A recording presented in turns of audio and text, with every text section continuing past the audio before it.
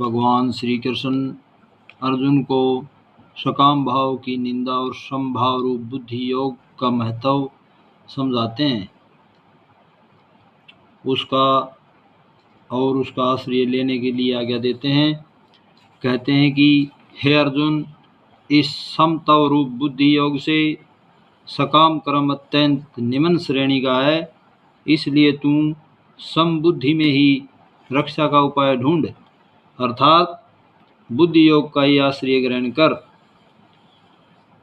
क्योंकि फल के हेतु बनने वाले अत्यंत दीन होते हैं और वैसे भी सकाम कर्म नाशवान सुख देने वाले होते हैं। समबुद्धि योग पुरुष पुण्य और पाप दोनों को ही इसी लोक में त्याग देते हैं,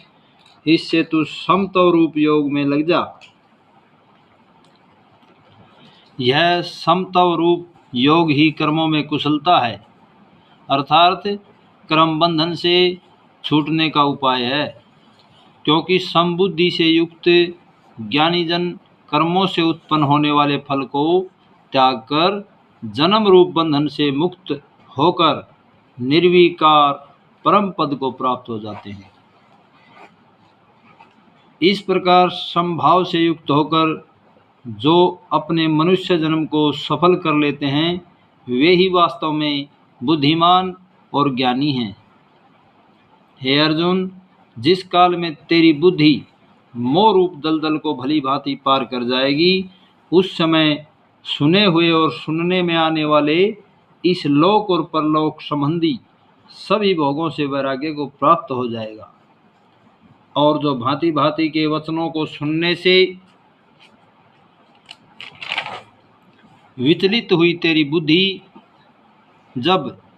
परमात्मा में अचल और स्थिर ठहर जाएगी, तब तू परमात्मा को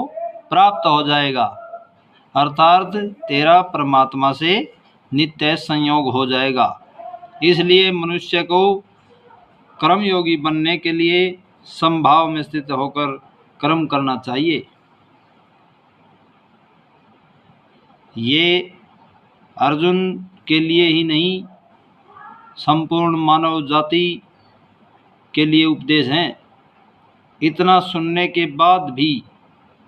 फिर अर्जुन बोले कि हे केशव, परमात्मा को प्राप्त हुए स्थिर बुद्धि पुरुष का क्या लक्षण है? वह स्थिर बुद्धि पुरुष कैसे बोलता है,